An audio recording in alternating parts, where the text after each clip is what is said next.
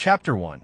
Rusty's Corner. He always sat on that same crate, same corner, 95th and Eggleston, sun cutting through the alley like it had to ask his permission first.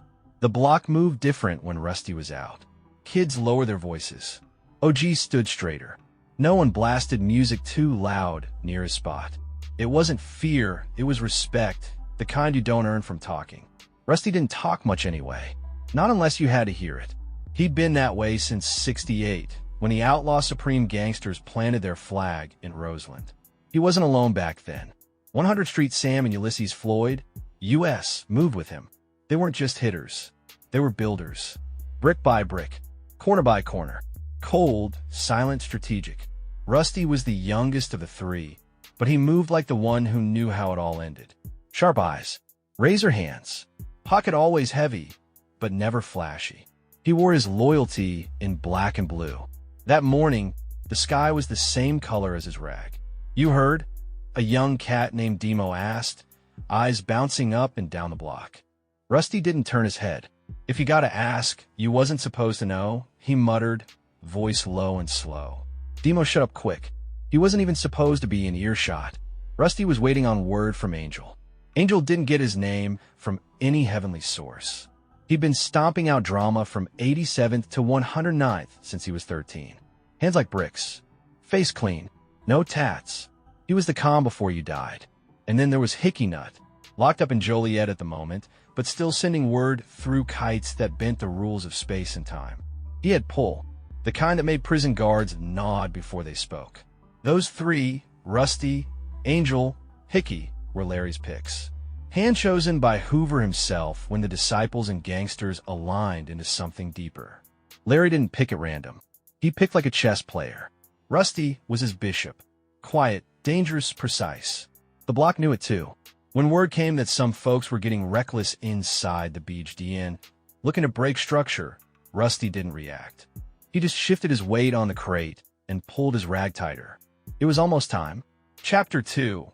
Blood and Orders. Angel pulled up in a baby blue Fleetwood, engine humming like it had a temper. He stepped out slow, clean black boots hitting pavement like punctuation. Rusty didn't stand up. He didn't have to.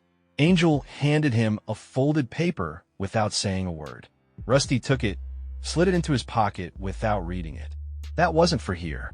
Not on this corner. Not in the open. "You heard from Hickey?" Rusty asked, eyes still on the sidewalk across from them. Angel nodded once. He said it's time. Rusty ran a thumb across his jawline.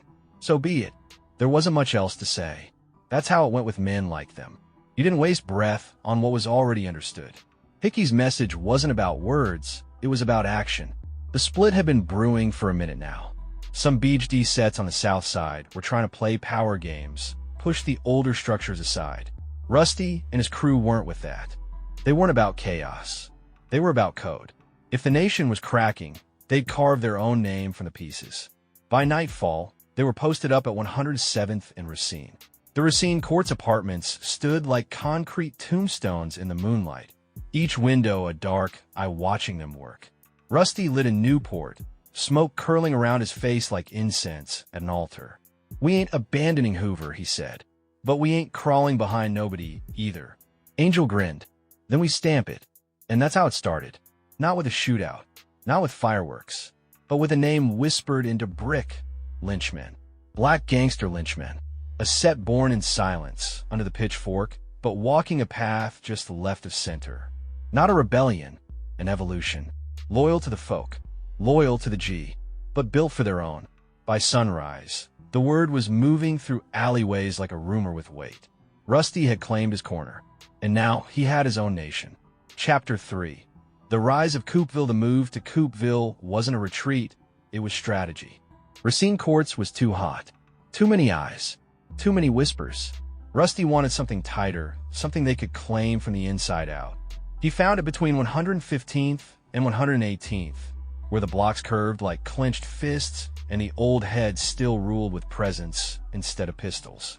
Cooper Park was rough, but it had heart. By the time Rusty stepped onto the blacktop, wearing his usual black leather and silence, the locals already felt the shift. You didn't need a press conference when the air changed like that. He didn't bark orders. He just showed up, and Coupeville bent to his will. Within a week, the lynchmen had locked it down. Corners got organized. Loose soldiers were either sharpened or shut out. By month's end, no work moved unless it touched Rusty's hands or Angel's eyes. The young ones got trained different here. No loudmouths, no wild flags, just discipline. You earned your name in Coupeville, or you didn't speak at all. Angel took point on structure. Hickey, still locked down, sent kites full of formation. Rusty? He moved like a ghost in steel-toed boots, every word measured, every nod in order. They didn't want to be the biggest. They wanted to be the most solid. And from Ashland to Racine, Coupeville became the nerve center. A fortress dressed in plain clothes. Lynchmen territory, built not just on muscle, but on memory, strategy, and fearlessness. Rusty didn't say it out loud, but the message was clear. This wasn't a block. This was a kingdom. Chapter 4.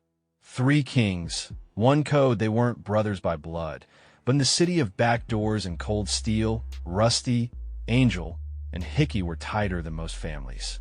Each had his lane, each had his weight, and each carried the name Lynchmen like it had been carved into their ribs. Angel ran the streets like a ghost. You didn't see him until you'd already made the wrong move. He didn't believe in warnings. He believed in balance. If you brought heat to Coupeville, you got buried in cold silence. Rusty was the anchor. Every crew needs a face, but he wasn't that. He was the shadow behind the crown. You didn't argue with him. You didn't question a look, a nod, a pause in his step. He built rules in the way he stood still. And the block followed because stillness like that only comes from men who've seen too much to flinch. Hickey Nutt ruled from prison like he never left the streets. He had lieutenants walking through lobbies like runners in a kingdom. He moved word through iron bars and steel gates like they were paper doors. He wrote structure. He wrote silence. He wrote every move the lynchmen made from a cage, and no one dared veer off script. If you got a kite with Hickey's name on it, you followed it like it was scripture, because Hickey didn't write suggestions. He wrote commandments. Together, the 3 of them didn't just run LSG. They shaped it. And in a world where crews flipped, folded, or got smoked out of existence, the lynchmen held their line. Not through numbers, not through noise, but through code. 1 code, 3 kings. No compromise. Chapter 5.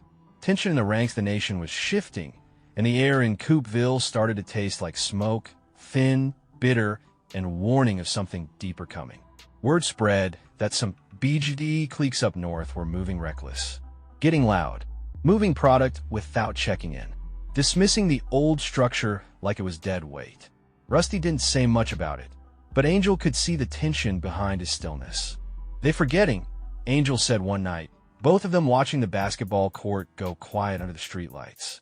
"They forgetting who kept the city from eating itself alive." Rusty stayed silent for a moment, then finally muttered, "Let them forget. We ain't here to remind them. We here to outlive them." Angel nodded. That was the code. You don't beg for recognition. You move right and let time do the talking. But the cracks kept spreading. You could hear it in the whispers near 115th. See it in the way the younger GDs started flashing like the opposition. New heads try to rise without being crowned. One even came up to Rusty's corner trying to flex, bandana too high, chain too loud, talk too greasy. Rusty just stared. "You know who you talking to?"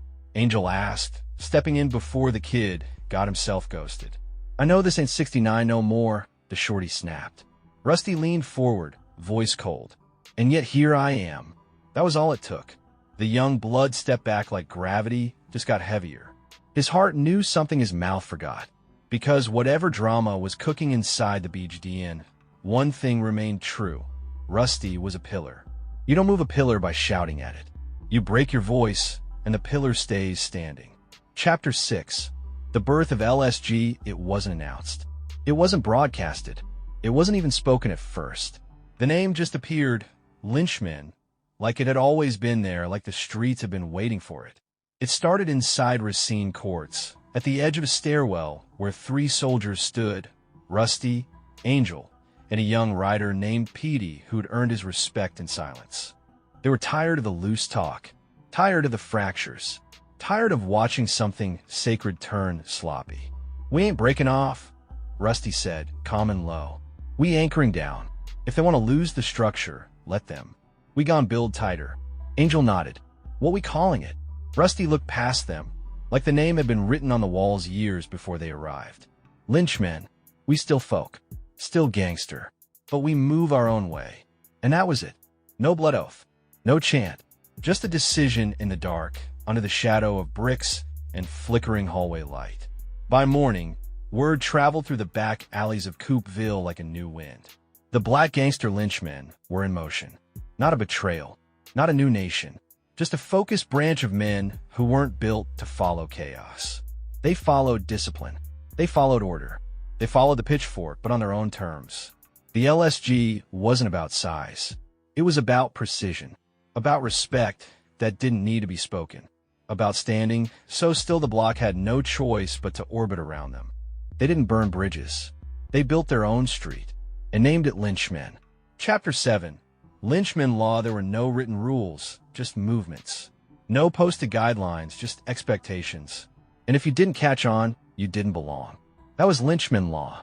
You didn't speak unless you had reason. You didn't flash if you hadn't earned it. You didn't represent unless your presence backed it up. Angel handled training. He'd pull young ones aside before they even realized they were being watched. You think this a game? He'd ask, standing quiet behind a shorty holding down a porch. Nah. The kid would mumble, unsure how to stand. Angel would step closer, then move like it ain't. One nod, one flick of his hand. That's all it took to separate who was built for the cloth and who was built for chaos. Rusty didn't talk to the young ones much. His lessons were in gestures. He showed up where the silence was loudest. And when he stood on the corner, the city adjusted. If someone asked what Lynchmen stood for, the real answer wasn't about letters. It was about how you walked, how you waited, how you acted when no one was looking. There were other GD sets wilding, running reckless, calling heat down on their own blocks. But not Coopville. In Coopville, the fork flew sharp and clean. Because Rusty knew something most forgot. You don't need to be seen to be felt. And you don't need to speak to be heard. That was Lynchmen Law. And in Coopville, it was gospel. Chapter 8. The folk merged in 78. The city was boiling under its own weight. Sets beefing inside and out. Prisons turning into war zones. And every block trying to claim something louder than the next. That's when the folk nation was born. Not from ego. From necessity. Larry Hoover helped architect it behind cold bars, pulling together pieces that had been fractured too long. And when he extended that banner, the lynchmen stepped under it, not out of loyalty to trend, but out of loyalty to code. They were already built like folk before the word became official. Rusty didn't need a meeting. He knew what time it was. You with it? Angel asked him over a plate of catfish from the corner joint, grease soaking through the paper bag between them. Rusty didn't look up. We never been off it. That was that. The pitchfork flew higher that night, but not louder. No parades. No flags waving wild. Just a tighter grip. A firmer step. The Lynchmen Sercaun Gangsters were now fully under the folk umbrella, gangster disciple aligned, but never swallowed whole. They moved like their own nation within a nation. Still under Hoover. Still with the structure. But with their own flavor. In prison yards, the name LSG got respect. In courtrooms, it got coded. In Coopville, it stayed unchanged. They weren't just adapting. They were evolving. And the city? It felt it. Chapter 9. Rust in the rain the day King Rusty died. The skies broke open like they knew something. No sirens. No screams. Just that slow, haunting Chicago rain. Fat drops that soaked the streets like they were mourning too. It didn't happen in Coopville. Didn't have to. The city's blood doesn't care about zip codes. All it took was one moment. One coward with a gun and short fuse. One mistake that couldn't be taken back. They say Rusty didn't even flinch. Didn't run. Didn't shout. Just looked death in the face like it was overdue. News hit Coopville by word of mouth. Phones didn't ring. There weren't any vigils. Just a slow, heavy silence that wrapped the block like plastic. Angel stood on the court that night, chain tucked, hoodie soaked, eyes fixed on nothing. He ain't gone, he said to no one in particular. He just invisible now. The young one stayed inside. The OGs stayed posted. Nobody tagged a wall. Nobody lit candles. They knew Rusty wouldn't want that. He wasn't built for show. He was built for impact. And his impact? It was etched into the DNA of every soldier who ever learned to move without being seen. That night, Hickey Nut's kite came through the wall like scripture. 3 words, keep the line. And they did. Because Rusty didn't die a king. He died a blueprint. Chapter 10. Broken flags after Rusty's death. Something shifted. Not in the way the lynchmen moved. No, their code stayed sharp. But in the nation, lines were getting blurry. Politics were getting dirty. Young sets started rewriting rules like structure was optional. The divide between BD and GD wasn't just talk anymore. It was a full-blown fracture. And every clique had to make a choice. In Coopville, the answer came without a vote. Rusty might have been gone, but his silence still ruled. Angel gathered the older heads in the park late one night, rain slick on the slide sets and benches. "We ain't BD," he said flatly. "Never was. Never will be." No one spoke. They didn't have to. They'd followed Rusty when he made LSG. They followed Hickey when he ran it from the inside. And now, with the fork still flying, they followed the code. The lynchmen folded clean into the GD side of the line. Not loudly, not with force, just firm. Youngins growing up in Coopville still heard LSG, but by now it was sewn inside the GD flag. You were GD first, Lynchman by lineage. The name still echoed in stairwells. Still got whispered when old heads spoke of soldiers who didn't flinch. But it wasn't a nation anymore. It was a faction, a deep-rooted arm of the gangster disciples that moved quieter, hit harder, and never forgot who laid the first brick. The flags might have shifted, but the foundation? Still lynchmen. Still solid. Chapter 11. Hickey Nut's orders he never left the cell. But somehow, his word traveled faster than runners on the street. Hickey Nut, locked behind thick glass and colder rules, still pulled strings like he had a throne hidden in the vents. While others chased clout, Hickey built legacy. He knew Rusty was gone. He didn't speak on it long. One short kite. If he fell silent, we get louder. But not in noise, in presence. His messages weren't pages long. They were commands. Structure stays. Discipline sharp. No names in the wind. Coopville holds. The young ones didn't always understand, but the OGs did. They carried those kites like they were gospel, unfolded them slow, memorized every loop of the handwriting, then burned them to ash. Because Hickey's words weren't meant to sit in drawers. They were meant to be moved with. He appointed lieutenants from inside, checked ranks by phone taps, and letters no CO could decode. Every now and then, a message would slide through, "Shorty at 117th ain't moving clean. Fix it." And somehow by sundown it was fixed. The nation was loud with beef, full of young G's ready to make noise, and none of them hearing their elders. But LSG, they still listened, because even caged, Hickey Nut spoke louder than most men free. Chapter 12.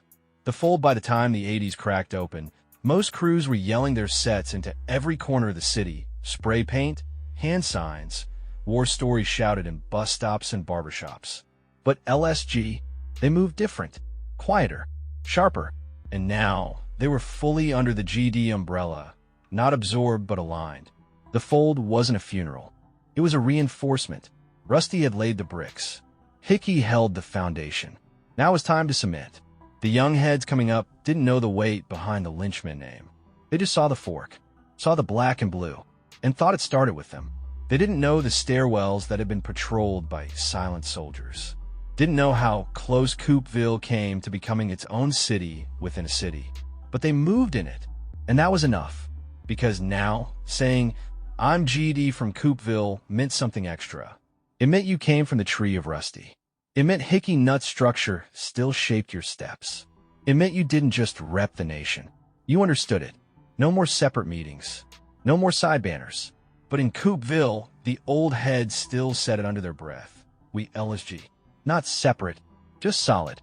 And that's how it stayed. Tucked inside the flag. Not forgotten. Folded. Not erased. Chapter 13. Cornerstones. The project started changing.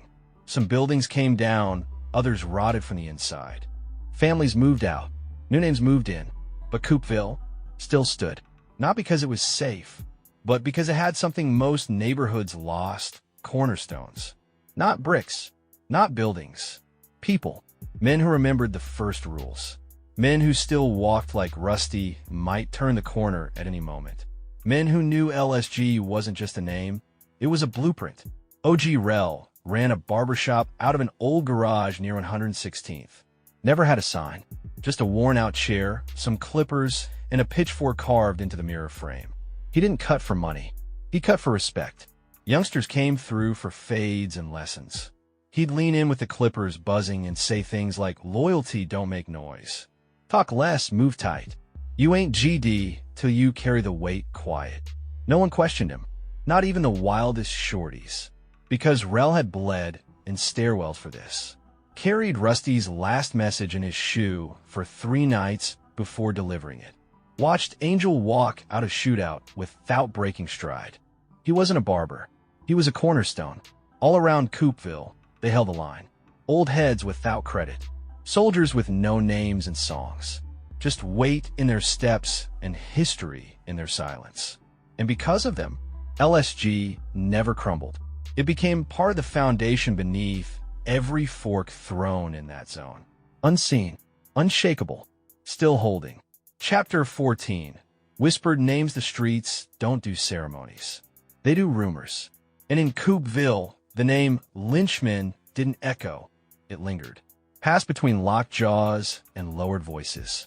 You know Shorty from Ashland? He LSG blooded. That one. His uncle stood next to Rusty. It wasn't bragging. It was lineage. And you didn't say it loud unless you could back it up. In the late-night hallway talks, over dominoes and black and milds, old names still surfaced. Rusty, Angel, Hickey Nut, each name a lesson, each story laced with pride and pain. You didn't ask about them. You waited for someone to say it. And when they did, you listened like your life depended on it. Because it did.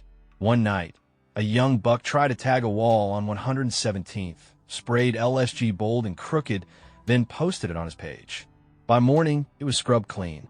Not by enemies, by family. An older head rolled up on him, didn't raise his voice. Just said, "This ain't for show, lil man. You don't claim what you don't understand." And walked away. In Coopville, the real ones knew. The most powerful names ain't shouted. They're whispered. And the Lynchmen, they still speak in the quiet. Chapter 15. The final fork, it ain't about how loud your set screams. It's about what survives when the noise dies down. And LSG, it's still here. Not in headlines, not in drill tracks, but in the way Coopville breathes. Every crack in the sidewalk knows the weight. Every stop sign from 115th to 118th has seen decisions made that shaped more than corners. They shaped men. They don't hand out LSG anymore. You can't join it, can't tag it, can't shout your way in. It's inherited, passed through blood, carved into silence, tattooed under the skin where only the soul can read it. Some say it faded, others say it folded, but the real ones know it shifted. It became the spine of Coopville GDs. The reason young ones walk straighter even if they don't know why. The reason older heads still look you in the eye and nod without a word. Because that nod, that's LSG, and that fork still flies. Not in the air, but in the heart. So if you ever catch a breeze moving different down 116th, if you hear silence speak louder than shouting, if someone corrects your step without raising their voice, just know you standing in the shadow of the Lynchmen, and the fork still points forward. Chapter 16. Epilogue. Buried, but breathing, there's no mural, no plaque, no corner store named after them. But if you've ever walked through Coopville when the streets are still and the skies just starting to bleed, you've felt it. That weight in the air, that chill that tells you this block remembers something. Someone, a code, a name whispered through generations like a street prayer. Lynchmen, they were never chasing a crown. They were the ones that held it steady when the kingdom cracked. And even now, after all the wars, all the folds, all the fades, you can still hear their footsteps in the way discipline moves through the nation. You can still catch glimpses of Rusty in the posture of an OG posted on a crate, watching everything. Still hear Angel's silence in the way young G's walk past each other with respect. Still feel Hickey Nut's chess game in the way orders ripple down without echo. LSG ain't dead. It just learned how to live beneath the noise. And in Chicago, that's how the real ones survive. Quiet, rooted, unmoved, forever. Authors note this story wasn't meant to glorify. It was meant to preserve. The Lynchmen Sercaun Gangsters were more than a branch. They were a reminder that loyalty, structure, and silence still matter in a city that often forgets. They didn't ask to be remembered. They just moved in a way that made it impossible to forget. If you're reading this, understand, this ain't history on a page. It's blood in the bricks, legacy in the silence. Chicago, unfiltered. LSG lives on. Not in names, not in ink, but in how we carry the code forward.